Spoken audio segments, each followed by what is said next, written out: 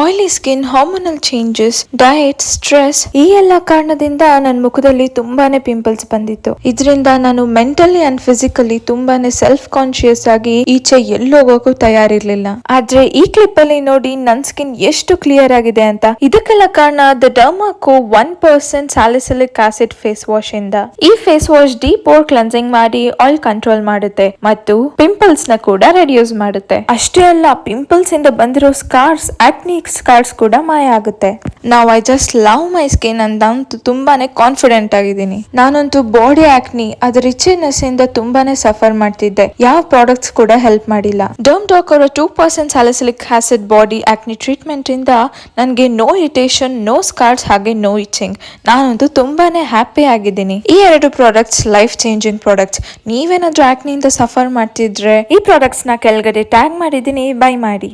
Thank you.